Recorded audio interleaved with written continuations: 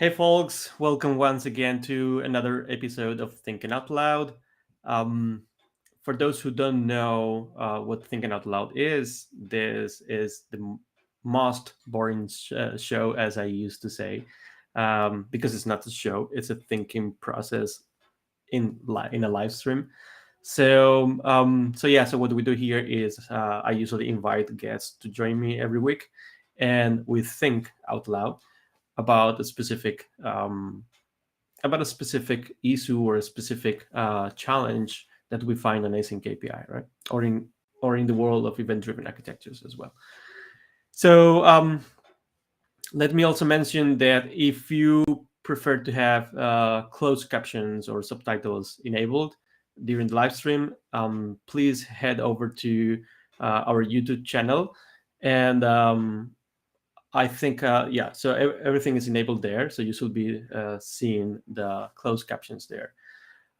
Please pardon my pronunciation because from time to time you will see some weird closed captions, right? And it's because I probably don't pronounce everything perfectly as per Queen's English, right? So yeah. Live stream troubles. I'm finding that my mouse got out of battery. So just them Apple that they didn't have this cable that you can use while you can use your mouse. Anyway, let me. So that's it. You can go to our YouTube channel and yeah, there you can see the closed captions. You can also find this on Twitch, and it will also be live on Twitter and on LinkedIn. Honestly, I don't know how it looks like in LinkedIn. I never use it as a user, so I hope it's working well. In case you're watching us there. What else? Yeah, so let me first introduce the topic for today. Um, so, like I said, every week I invite some guests to speak about a specific challenge. And this week's challenge is about the specification, the async API specification, but not the spec itself, like we used to discuss in the first episodes of Thinking Out Loud.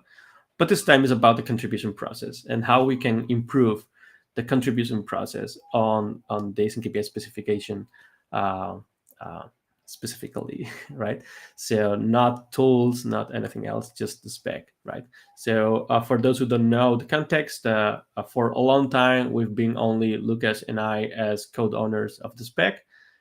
Code owners is like maintainers, and now recently we invited Dale from IBM to join as co-owner because he's been doing really great contributions, and we thought he should be joining us as a maintainer.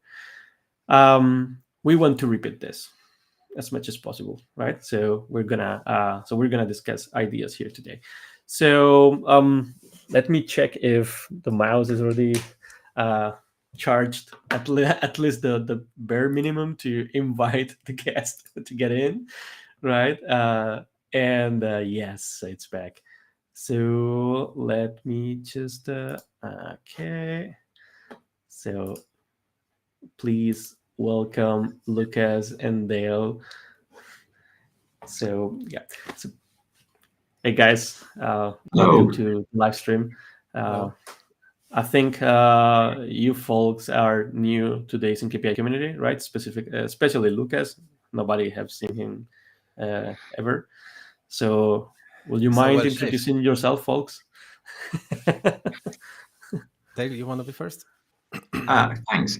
Yeah, my name's Dale. I'm a developer at IBM, in particular with a background in sort of event-driven stuff. So, in particular, Kafka. So, I do a lot to support our customers who are using Kafka to build event-driven things. And we've been really interested in async API for about the last year or two now, in terms of how we describe what we're doing with Kafka. So, yeah, that was kind of how I came across async API. Yeah, and excuse me. So I'm Łukasz Górnicki. If you don't know me yet, if it comes to async API community, then I'm here for some time, like 2 years, I think, or probably more. first contributed as individual contributor, but now I'm hired by Postman to work full time on Async API.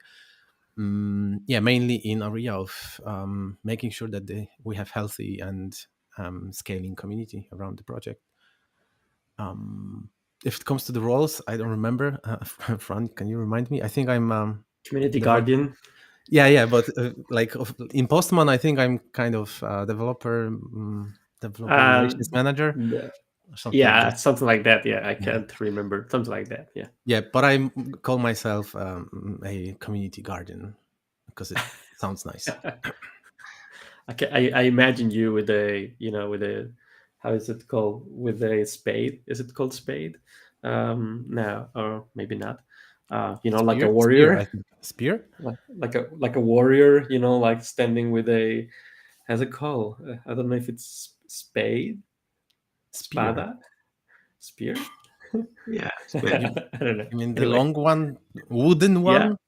No, the one that serves to cut people's heads on a battle, as a warrior, Okay, but you're the guardian. I'm definitely not cutting people's heads. You are. You are. Those. I mean, you're defending the community. You're the guardian of the community. So whoever wants to mess up with community, you'll cut their head. That's how I imagine you. Sword. That's the word that I was trying to find. Spade. I think this is just a Spanish false friend. Yeah, and the sword and the shield, as Suvik said on the chat. So yeah, that's how I imagine you. I don't know why. I was imagining myself with wings, like kind of angel, but yeah. That would be amazing. So folks, let's get a little bit started with this, because we can always get off track with these things for a long time. So I briefly explained what's the context, like what's happening, what has been happening. Like we receive a lot of contributions to the tools, right? But we don't get a lot of contributions, or regular contributions, and specifically regular contributors on the specification. So why do you think it is like this? Who wants to start? In my case, you always Łukasz. you actually have to pick. I will never volunteer first. But I understand I just did. So like my opinion, it's like majority of folks, I think, especially if it comes to big corporations, and not sure what's like, because Dale is also from big corporation. I was working for a big corporation before as well, which was SAP. But I think that when you come to the to Async API and want to get something from the spec that is not yet supported, you are always motivated rather to just add this one single feature and then run away from the spec once you get it. So that's one of the reasons why people just come for single contribution and then leave. Mm-hmm. And then why people don't come at all, like I don't think we have such situation anymore. Like sometimes, like recently, I have a feeling that I don't have really time to go through all the issues, all the ideas, all the contributions, because we already have few that are hanging there for a while. So I'm not sure if and I'm interested what you think about it, but I remember that like a few months ago, maybe a year ago, I was thinking like we don't have enough contributions. But now it's more about like how to handle them at a scale. So that's my perception of the situation currently that we have, like how to make sure that we regularly go through them and make the changes happen. I wonder if the vendor extensions in the spec makes it easier for, because like if the tool doesn't do something I need, I have to make a contribution to change the tool to add what I want.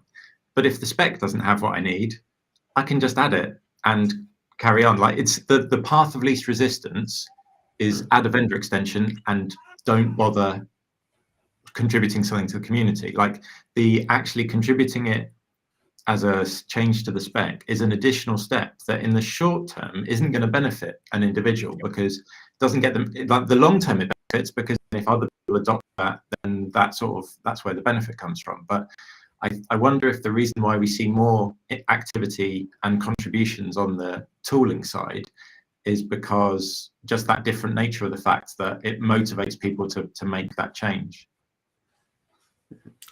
So that's actually a good point. Like, and I have another thought about this. Like,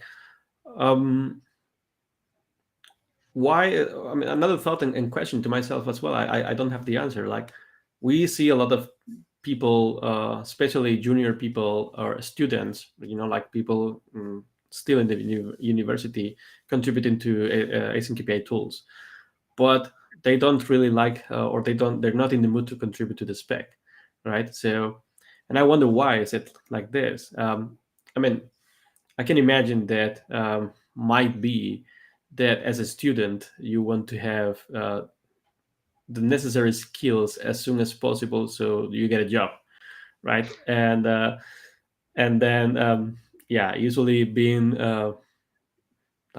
good at specs is not usually a job requirement, but being good at JavaScript, TypeScript, whatever language or framework, React, whatever, it is, right? So yeah, maybe, I don't know, probably I answered myself my own question, but just like thinking out loud. So yeah, maybe can it be related to that? I don't know. It's also following on what Łukasz said. Like, it's true, like a few months ago we were in private, he and I, discussing like we don't get enough contributions, enough love to the spec, and suddenly I'm starting to see that we cannot handle all the contributions that we get, right? So that is actually, we cannot handle them ourselves, like Łukasz and I, but it doesn't mean that it's too much for a single person to handle.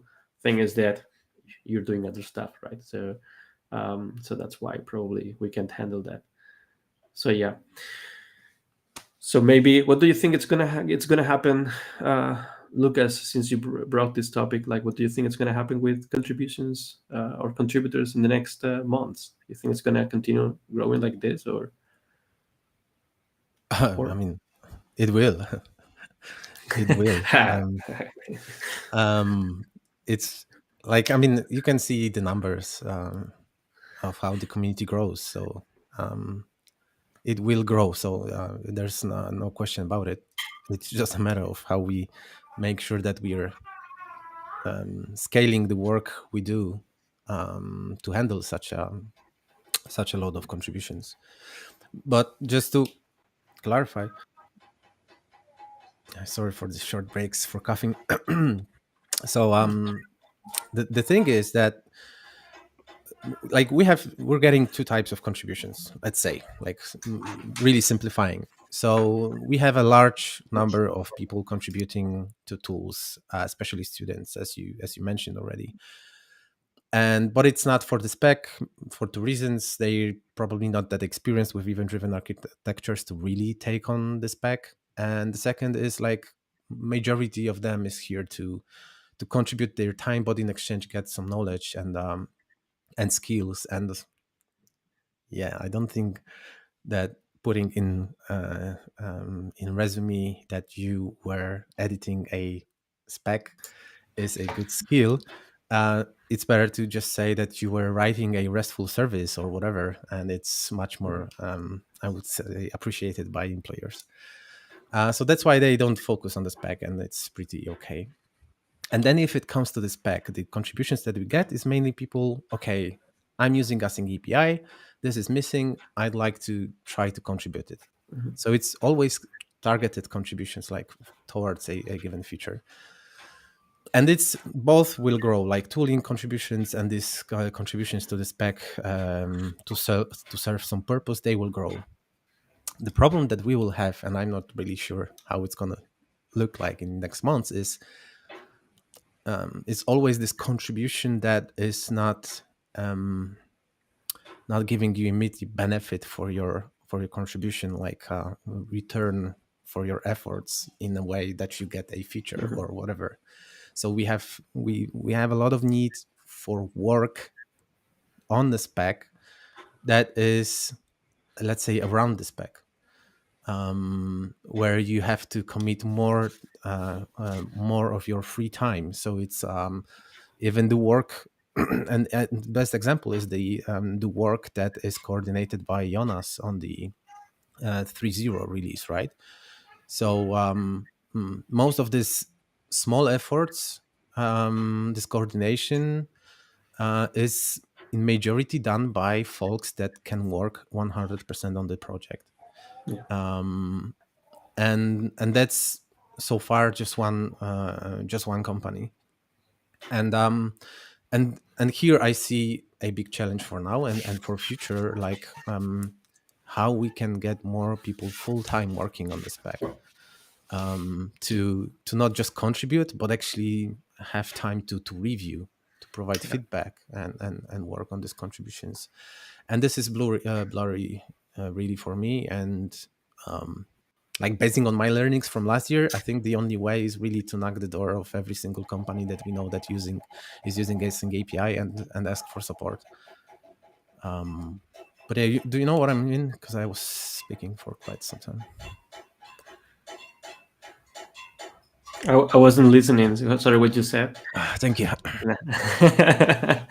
No, I actually understand what you mean. Like, yeah, and well, it's been a long thing. So there are many points in there. Like, yeah, I agree. Like, I think people having resistance to contribute because they don't get an immediate benefit, right? And like, for instance, students don't get an immediate benefit. So why bother? Then you have people like, let's say, professionals already working on the spec, already working on the field, who are looking for a specific feature. And as Dale said, like, it's not you don't get it's not immediate, right? It's a long work, so you probably do it through extensions, and yeah. So I completely agree with this, and I think, and to finish with your point, like, I think, like, when working in with communities, something that we have learned so far is when you voice out to the whole community, like you just send a message to the whole community saying, for instance, hey, who wants to pick up this issue or who wants to do this? There's silence. Like, usually there's a huge silence, like nobody picks it up, and there are many reasons for that. Like, I've been asking people proactively, like, why don't you volunteer to do these things when we ask? And I've gotten like a few responses, types of responses. Like, some people are afraid they are not good enough to do that. Like, they think they're no ones to do this, which is stupid. So if you're thinking about it, please stop thinking about it. Like, everybody is capable to do this work. If you're not able to do it at first, we'll help out. So yeah. So don't never think that you're not ready to do this kind of job, because if you're not, you will be. So that's not a problem. And the other kind of response or kind of situation that I see is that people are shy to speak, and there's not much you can do with this, right? Other than what you were saying about companies as well. Like, you have to knock some doors, right? Like, specifically, same thing with contributions. You have to mention someone and say, hey, can you please take care of this? And then when you do it, it usually works. People accept it, and they volunteer. which is weird because I'm not sure if it's really a volunteer or you forced them to be volunteers, but yeah, it works. And I don't know, maybe Dale, from your point of view, as so when Lucas said like there's just one company working full time right now on async API, which is Postman, right? But I see many other companies, like in your case, IBM, like they're dedicating resources, as in money, and also people's engineering time, let's say, to async API. So I wonder if this will be something that you think it will be possible. I hope so. I think Lucas made a good point around it's not just about quantity, because like if we had 100 people who all came with one issue and one PR to add one new value in the spec, then that just gives you two essentially for the last year 100 PRs to review and 100 issues to comment on. And it's how do we motivate people to not to only come with new ideas, although new ideas are great, but to get involved in a discussion about other people's ideas, and how, like, where's the sort of intrinsic motivation for that? Because if they're suggesting adding a feature that you don't need, it's kind of how do we make that interesting to you and relevant to you? But then let me challenge you, Dale, with a question, because you're an example of a person that, like, we invited you to be a code owner for this spec. You're backed by IBM, but you're not working full time on async API.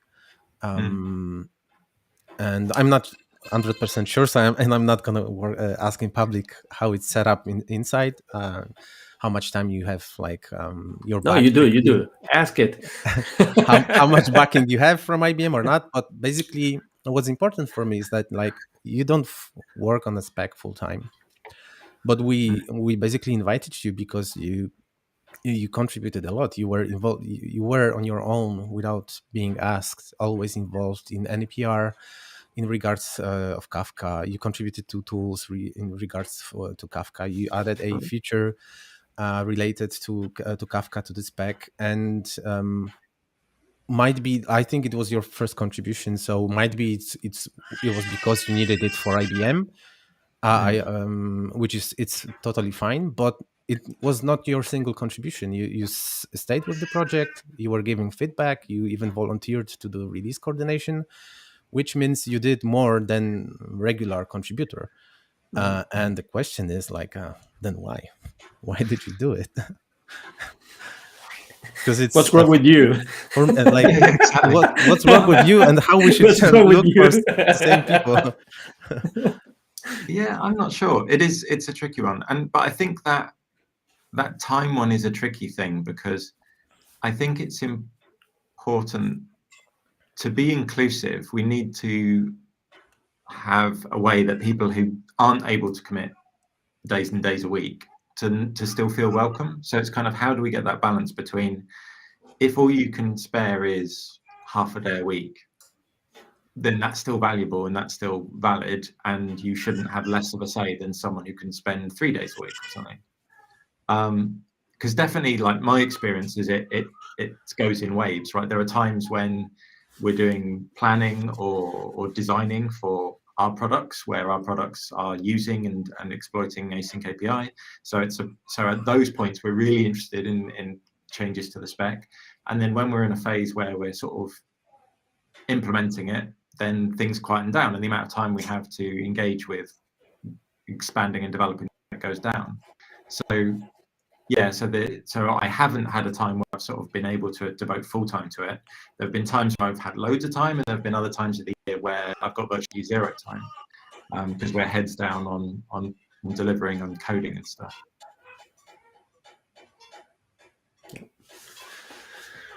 Folks, just before we continue, so we get 3 messages in the chat, and I guess, like, I'm gonna read them all, but I guess they're all, like, kind of related. Let me see how it looks like. Yeah, looks good. Sorry, Lucas, you being a little bit hidden. So Marius say, as I would like to get involved and contribute besides reading the current spec, what are your recommendations prepared for this, if any. This, if any, is actually a good addition. Like, let me continue. And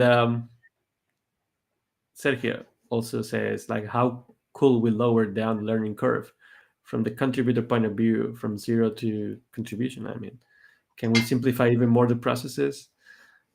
So those 2 points are kinda related to me, and I think it's precisely about this. Like, so Marius, I mean, Sergio is already, like, he's already onboarded into the spec, so he already know how everything works in the spec, and I mean everything, at least the bulk of it, right? So yeah, and he's aware of it. But as I understand, Marius, so you recently joined the community, and you want to get involved, but you don't know how to get involved there, right?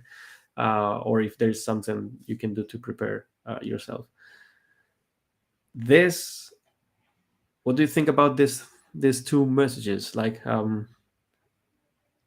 So is there I something think we could be doing better? Yeah, sorry, go ahead. I think one way that could help is try to write an async API document for your application, for what you're doing. Because I think when it moves away from being an abstract thing that you're learning about by just reading what the spec is, and you try to apply it, I mean, like, we could always do with more examples, more real case studies, more examples of how different people are using it in the real world would be super helpful. But also for the person writing them, it helps, it solidifies your understanding. That's when you notice maybe what's missing in the spec. It gives you ideas of maybe where the gaps are. It makes sure you understand.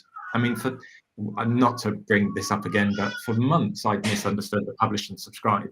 And it was only after I started sharing examples of documents that I'd written that came to light. So I think the best way of getting off the I'm new and I've sort of read about it and I've just started to learn about it, and to really sort of dive in, is that write an async API document to describe your application and share it, and I think going through that process is a really great intro. And to add to that, like, so if you write a async API document, even for your work or for yourself, just because you're playing around with async API, you'll usually stick to 1 or 2 protocols at most, which is what you know or what you want to know, right? And Jonas was actually mentioning in his message in the chat, like saying, like, I wonder if people see contributing to the spec is too complex. Like, imagine the things you need to consider: more than 10 protocols, many architectures, governance, platforms, tooling, etc. It's a lot, to be honest, he says.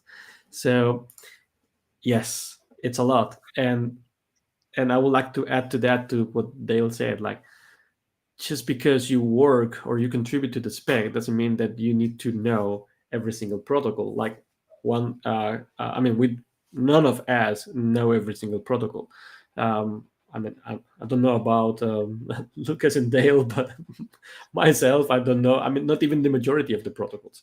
So just a few ones, let's say the most common ones, and that's it. In the case of Dale, probably it's Kafka most of the times, and so yeah. So what I will recommend here is, you might have to consider all these things, but also let me clarify that you don't have to consider all these things. It's like, we as a group have to consider all these things. So if you're an expert on Kafka, or we have another one who's an expert on AMQP, another one in IBM MQ, and another one in WebSockets, we all together function as a single brain, right? And then it's like, we together can have these things into consideration, right? So yeah, so just that you don't really need to know all the protocols and all the technologies, right? The more people we have there, someone will just come out and say, like, hey, that's really cool, but that doesn't work for my case, or for my protocol, or for the cases I'm using. So yeah.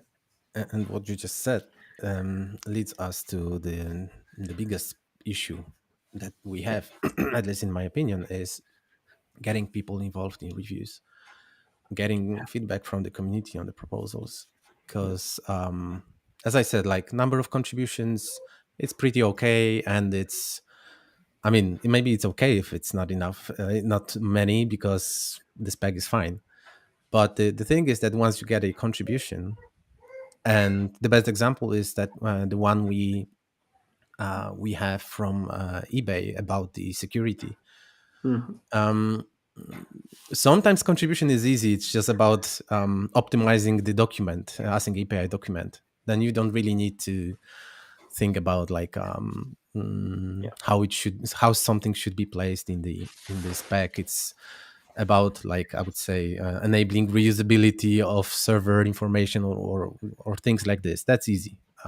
That can be done by code owners just as a review to see how things should change. But then if it comes to things like, yeah, let's add a security on a operation level or on the channel level, all like the whole request reply discussion that community asks about, like even a simple thing like, should this information about reply to a message be on the channel or rather the operation?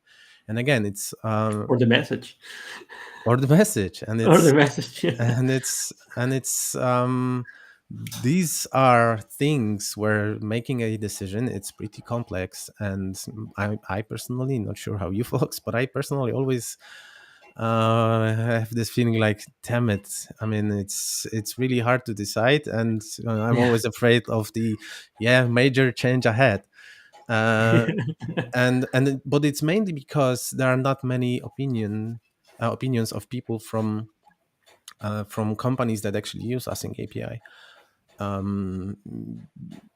Because, like, I'm not sure again how you see our role, but I was always looking at my role as a just a gatekeeper, just making sure that the contribution is done as agreed with the community.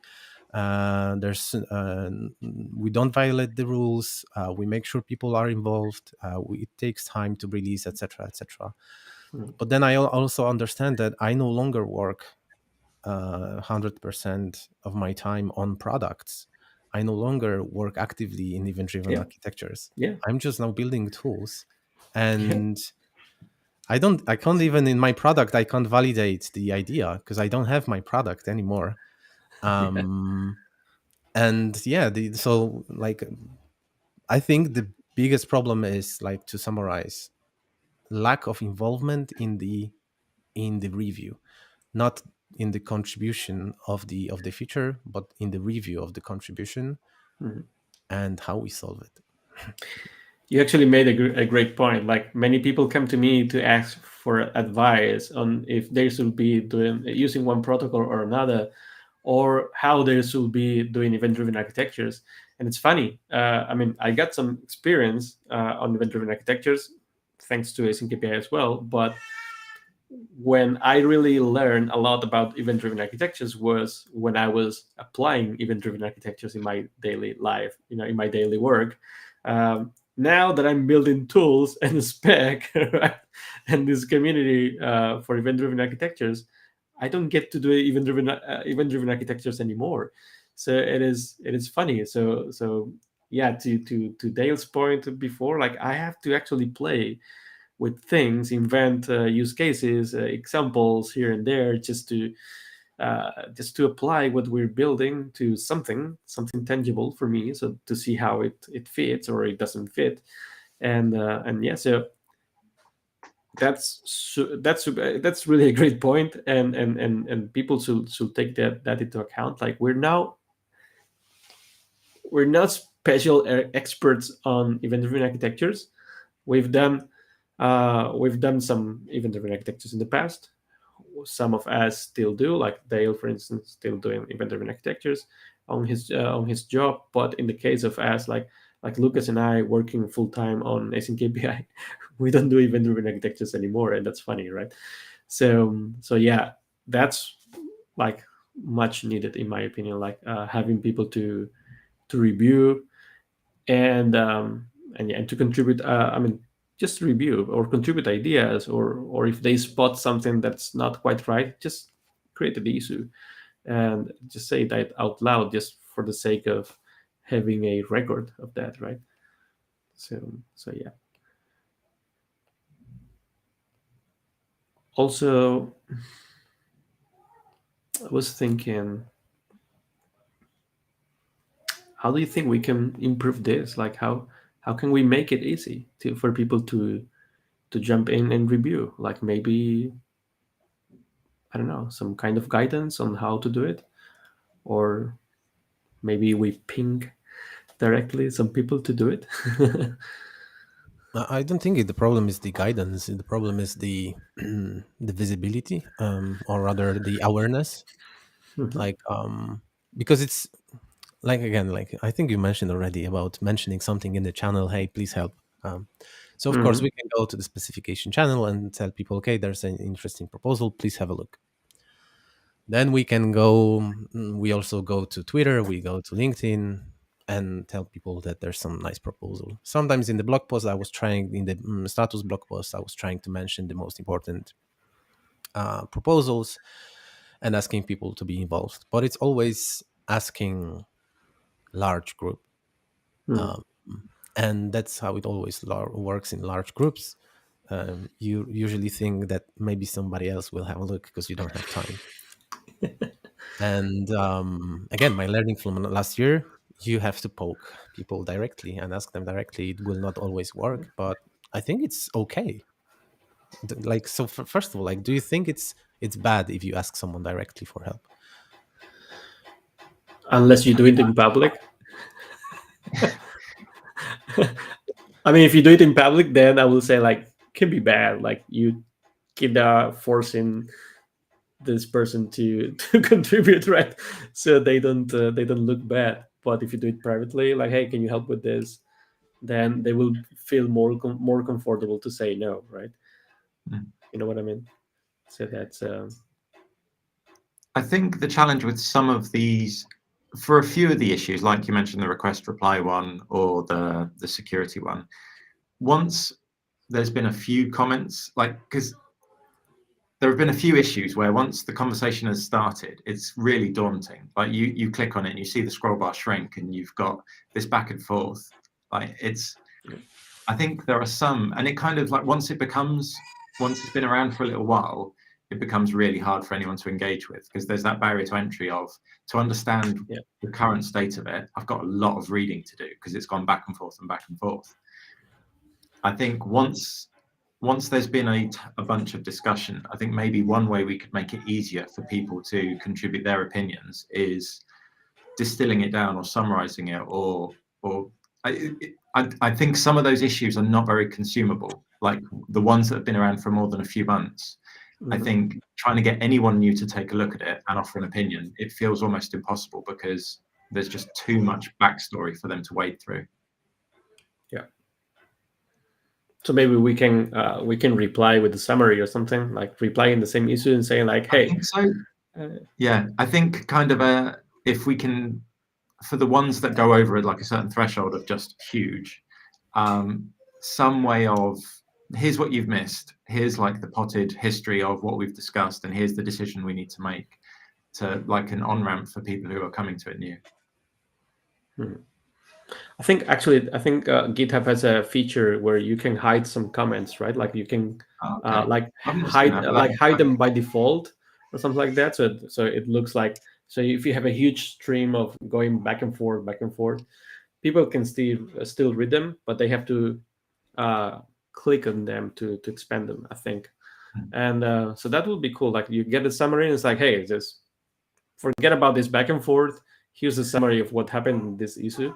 So if you want to contribute to this issue, just read this, or tell the issue creator to update the description, which is another good idea, right? Like, so you put it on the top, and yeah, there's a lot of discussion. If you want to read it, that's up to you, but you don't have to. That's actually a great idea, I think. Yeah.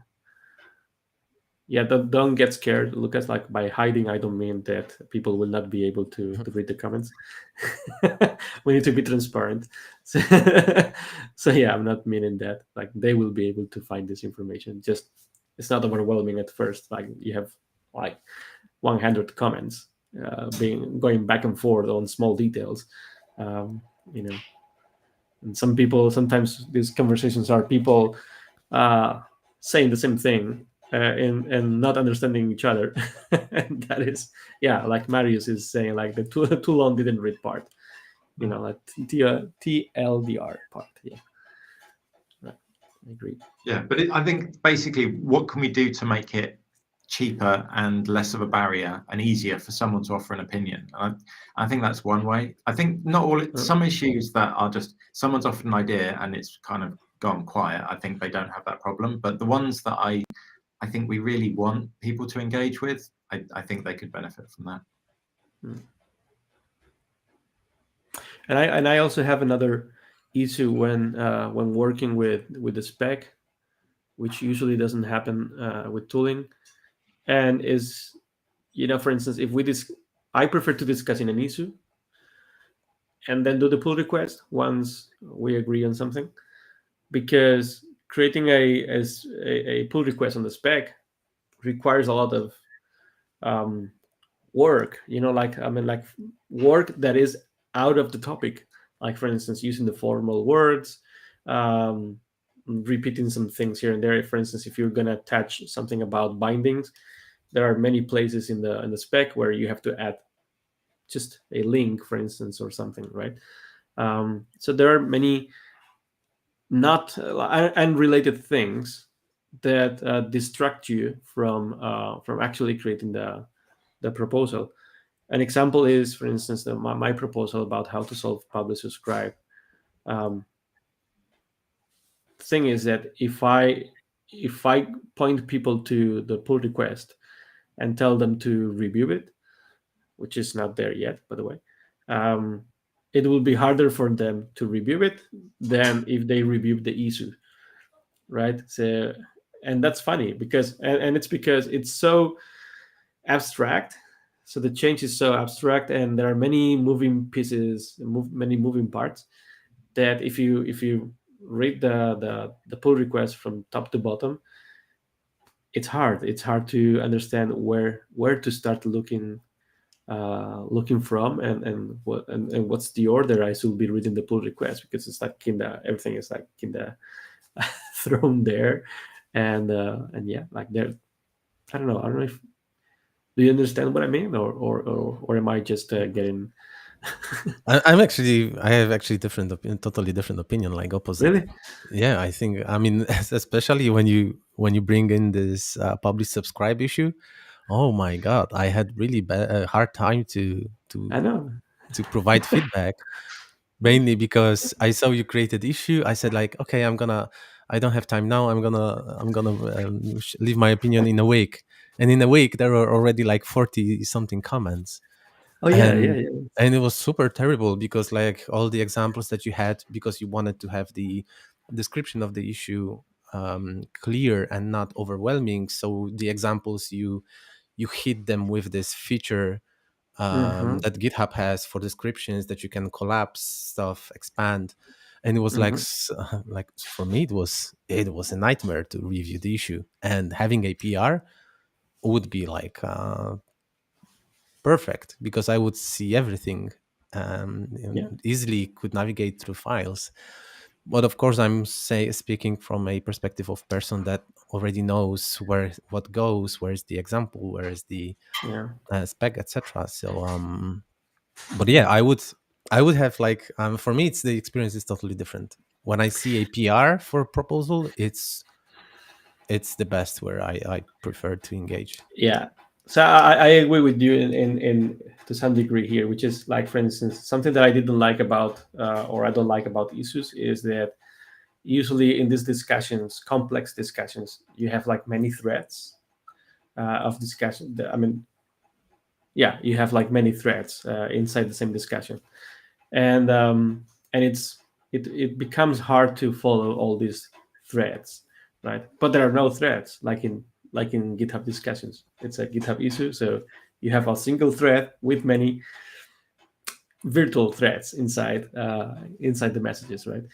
So that will be easier to handle on a pull request. I agree, because then you leave comments on specific lines, right? So that then you can have like a long discussion on this part, but the rest of the things are clear. So that's fine. You can just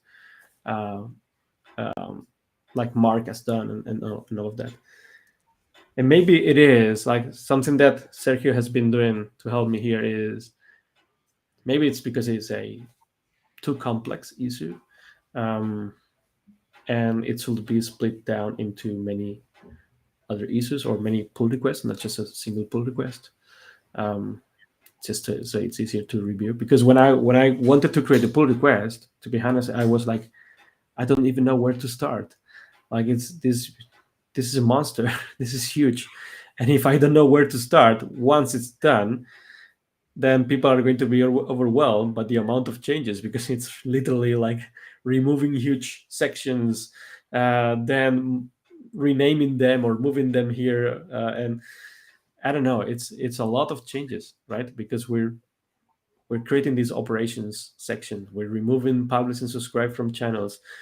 So this removes a lot of huge chunks of the spec are completely removed or yeah moved to another part and changed and so yeah so it is hard, but that's just like this. I would say this is just this issue. Let's just be real and be pragmatic, and that's not usually the case. So usually contributing to the spec, reviewing is just it's way easier, right? It's just a specific single feature, not a major rewrite of the spec, right? So yeah.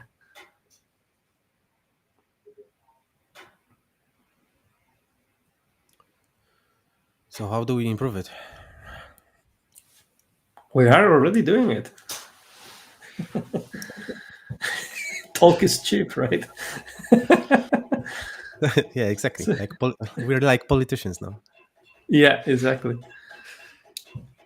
So what yeah, no, that's a good question. Like what specific actions do we do?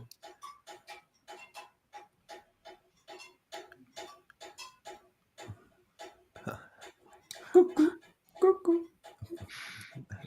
Is she playing or on some stuff from the kitchen, like hitting something? You see, Dale, I told you before. Like no, it's a heater that I have here. It's a heater that I have near myself. And Is it like used heater from like 100 years old that it's so loud, it or sounds like this, but it's actually new. oh, Yeah, every oh. time it turns on automatically, it's like pam pam pam pam pam pam pam pam pam. I don't know why. And before we go further, aren't you living in Spain? Why do you need a heater in Spain? Like, Because we're not used to cold weather. is it cold in For me, Spain? yes. Oh, sorry for Yeah. that. Really sorry. So going back to the improvements, Thanks. so I was, but maybe it's not the best solution. But I was like always, like I was looking at the improvement part from my experience. Like I don't have time to look on the proposals every day because there are other things happening in the spec, and I usually have it once a week, once every 2 weeks.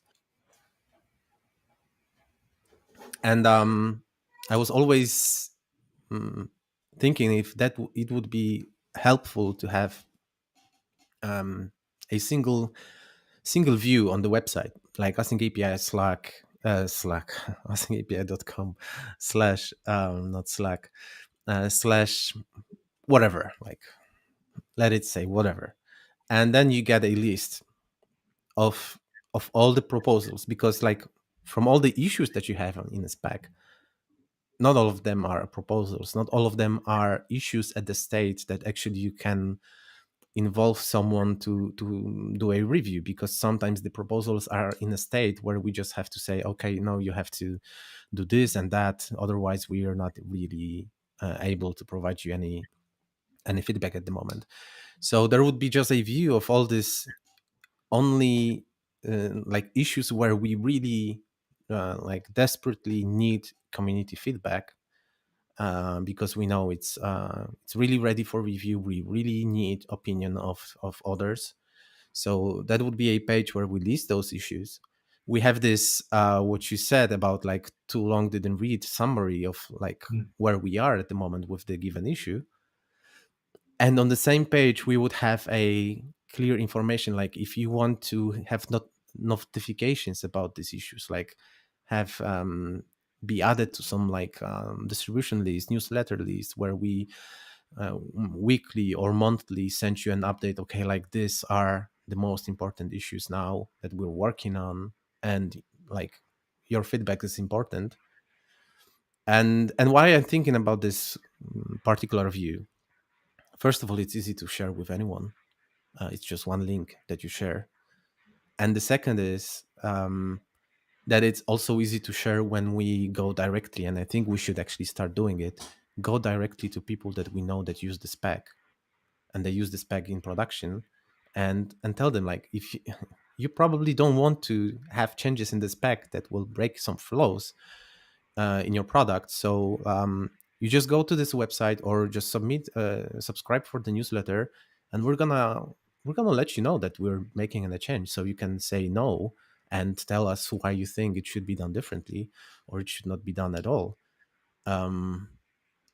And then we have to start going to, like, for example, all the presenters that we had at the conference. I was even planning to maybe write to them, tell them directly, like, hey folks, what do you think about such a newsletter based approach that we really you don't have to be on the Slack, you don't have to listen to, like, subscribe to our Twitter. We will make sure that you just have to subscribe to the single newsletter, and we're gonna always let you know that change is happening. That's a cool thing, yeah. So you filter a lot of the noise that we make on Slack, on Twitter, that they're not interested in, and that's really cool. And you raise awareness about things that are happening. And I will even go further. Like, you can subscribe to specific issues, right? So you don't want to be notified about all the spec issues. Just want to be notified about this one specific issue that you're interested in. And I wonder if this will lead to a second issue, or the second challenge, which is, like, they will be subscribing to see how it evolves, how these issues evolve, but they don't get involved into the issue themselves. So, and it's funny that you mentioned that, because you've been asking me about MailChimp these days, so now I understand why. No, it was different reason. A different reason, but related. Like, so for example, I'm thinking about this for totally different situation, different reasons. So I was a couple of weeks ago, I was interviewing our technical steering committee members. Like, how would they like to be notified about the need for their attention or a voting that has to happen? The least amount of people were interested with GitHub notifications. Majority, I don't remember if it was majority, but basically the answer was it should be either Slack dedicated notification. That's why we have this now dedicated Slack channel. And many said, like, the best is email, but it cannot be GitHub email. It has to be like really dedicated email, because then I will see it in the mailbox. Yeah. And that's what made me think, like, there is a lot of noise, not just from us in API, especially for people that don't work full-time on API. They have their own noise. So we just need to go through this noise somehow. I really like that. I think that would be a good idea. I think my only concern is that it doesn't end up like becoming you who has to write this. So, like, maybe we have a rota and we take it in turns. Like, if it's like weekly, then we have a calendar and everyone can put their name against which week they're the ones who collates the newsletter. Coming up with the summaries or whatever, because then I guess it will be easier to keep that going. Yeah. I don't think we need to do it weekly, especially in case of the spec. It's how things work here. Like, it takes months. So once a month, it's okay. And also, the whole stuff can be pretty much automated. Even sending the newsletter, collecting issues, etc. We just need to come up with the way how we mark those issues with labels, and then make sure that we provide like a comment with special emojis saying like, okay, that's a latest update or whatever. Yeah, the latest summary of the current state of it, which would help, like I was saying, in the GitHub issue anyway, but then just collate all of those summaries into one email. I think that would be really, really good. Yep, agree. So what else, folks? We're 4 minutes before we finish, because by the way, for people watching, so right after this, in 5 minutes, we'll have the meeting about the spec 3.0 version, where we discuss how it will look like, right? What goes into version 3 of the spec. So yeah. Well, I mean, related, by the way. That's a good point. Like when we talk about wanting contributions to the spec, do we still want to move 2.x? Like, where would we prefer people's time and effort and energy to go into? 3.x or 2.x? Both. Yeah. Like actually both. Yeah. Like it should be both. Like we should be looking forward for the future, let's say, looking farther, but while maintaining what we have, right? So yeah, I think it's gonna be both for a long time. That's the problem is that we might not be enough people working on that to sustain 2, right? To sustain 3.x and 2.x, but we cannot live. We cannot. We cannot just reject moving forward to version 3, let's say, and solving all these huge problems that we have with publish and subscribe and channel reuse. And we also cannot abandon people using 2.x, right? So yeah. So for a while, it's gonna be a little bit of balance, right? Sometimes we'll be pushing more than 3, sometimes on 2 point something. So yeah, until we decide that it's been enough with 2.x. That's my guess. Like we haven't decided yet. So yeah. For this and for more, let's join the next call on spec 3.0, right? Right. And unfortunately, we have just 2 minutes, and I wasn't able to mention one more thing, but something to consider, I think, is the especially what Dave said about what's the English word? Inclusivity, I think was the word. So inclusiveness, like a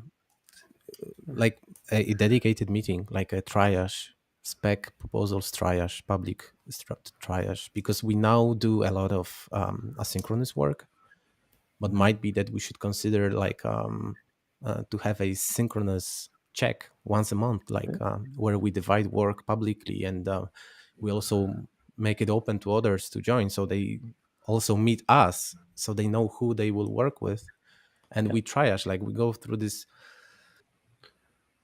like this proposal that I said about website and newsletter.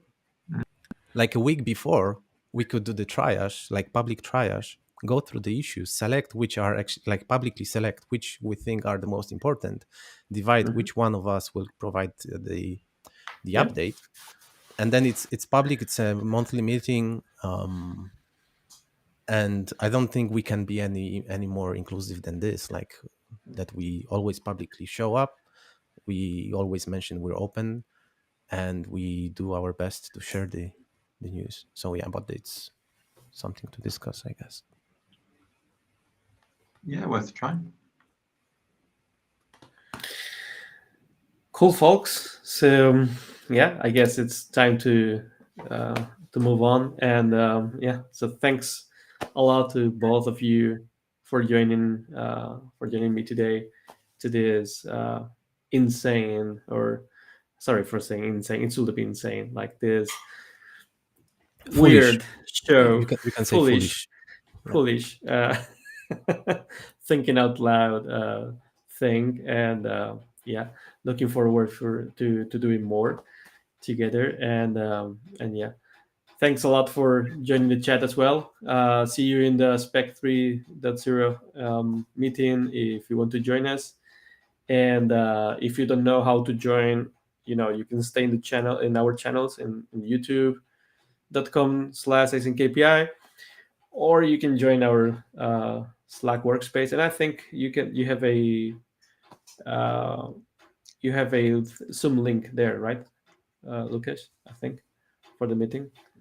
Is there a Zoom link on an issue? Not on Slack, on an issue, right? Maybe you want to share it.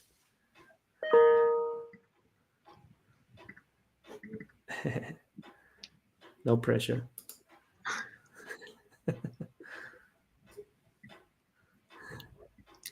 You're mute. I can't share it as a guest. Oh, you can't? Okay, no worries. You can copy it from the general channel right before or after, right above your message from Jonas. You're right. Okay. But yeah, anyway, I ran to the meeting, but you, Fran, also have to join. Yeah, and I have to finish this one. Yeah, I know. Yeah, so we have to finish this one. Otherwise. Remember to rename the stream name. Okay, I'll do. Bye. Bye. Ciao. Thanks a me. lot. Bye.